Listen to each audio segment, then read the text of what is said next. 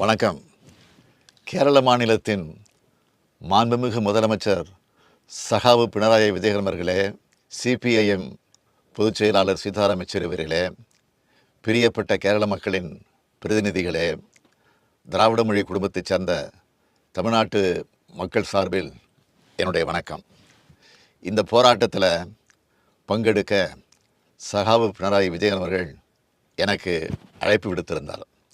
நான் முதலீடுகளை ஈர்க்கிறதுக்காக ஸ்பெயின் நாட்டுக்கு பயணம் மேற்கொண்டு நேற்று தான் தாயகம் திரும்பினேன்.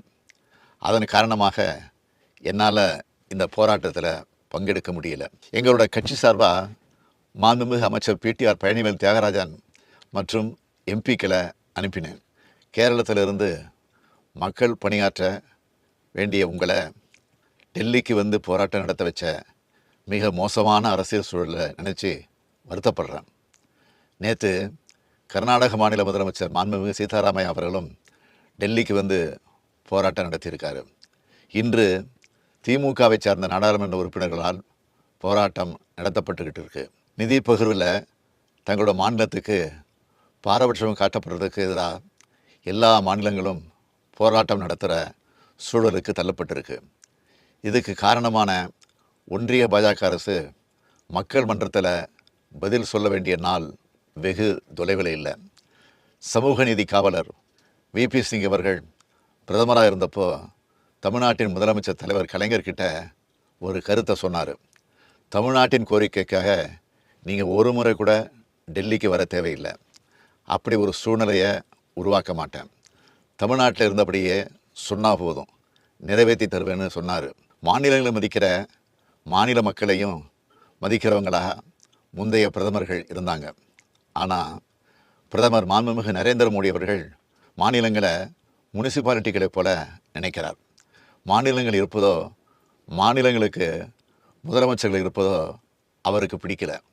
இத்தனைக்கும் குஜராத் மாநில முதலமைச்சராக இருந்து அதன் பிறகு பிரதமரானவர் அவர். ஆனால் பிரதமரானதும் அவர் செஞ்ச முதல் செயல் மாநிலங்களோட உரிமையை பறித்தது தான். நிதி உரிமையை பறித்தார், கல்வி உரிமையை பறித்தார், மொழி உரிமையை பறித்தார், சட்ட உரிமையை பறித்தார். மாநிலங்களின் நிதி உரிமையை பறிக்கிறது ஆக்சிஜனை நிறுத்துறதுக்கு சமம். அதைத்தான் பாஜக அரசு செஞ்சிட்டு வருது. இது ஏதோ எதிர்க்கட்சி ஆளும் மாநிலங்களுக்கு மட்டும் நடக்குதுன்னு பாஜக முதலமைச்சர்கள் நினைக்க வேண்டாம். நாளை உங்கள் மாநிலங்களுக்கும் இதே கதிதான்னு எச்சரிக்கையாக சொல்ல விரும்புகிறேன். பாஜக அரசின் இந்த எதேச்சதிகார நடவடிக்கைகளுக்கு எதிராக தமிழ்நாடு அரசு உறுதியோடு போராடி வருது. அதே பாணியில் கேரள முதலமைச்சர் காம்ரேட் பினராயி விஜயன் அவர்களும் போராடி வரார். ஜிஎஸ்டி வரி விதிப்புக்கு பிறகு மாபெரும் நிதி நெருக்கடி பெயரிடற எல்லா மாநில அரசுகளும் சந்திக்கிறோம். அனைத்து மாநில அரசுகளையும் ஒன்றிணைச்சு ஆளக்கூடிய ஒன்றிய அரசு இந்த நிதி நெருக்கடியை நீக்கிற வகையில் செயல்படணும். ஆனால் அப்படி செயல்படலை. மாநிலங்கள் வளர்ச்சி பணிகளுக்காக கடன் வாங்கிறதுக்கு கூட தடையை ஏற்படுத்துகிறாங்க. மாநிலங்களோட பொது செலவினங்களுக்கு நிதி அளிக்கிறதுக்கான பொது கடன் என்பது இந்திய அரசமைப்பு சட்டத்தின்படி மாநில சட்டமன்றத்தின் தனிப்பட்ட அதிகார வரம்பிற்கு உட்பட்டது. மக்களுக்கு எல்லா நன்மைகளையும் செய்கிறது மாநில அரசுகள் தான். மாநில அரசுகிட்ட தான் எல்லா அன்றாட தேவைகளையும் மக்கள் எதிர்பார்க்குறாங்க. ஆனால் அதுக்கு பாஜக அரசு முட்டுக்கட்டை போடுது. இதை எல்லாரும் ஒன்று சேர்ந்து எதிர்த்தாகணும்.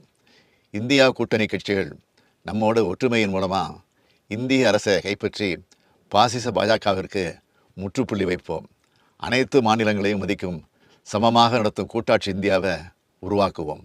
காம்ரேட் பினராயி விஜயன் அவர்களுக்கும் கேரள அமைச்சர்களுக்கும் வாழ்த்துக்கள். உங்கள் எண்ணம் விரைவில் நிறைவேறும். நன்றி, வணக்கம்.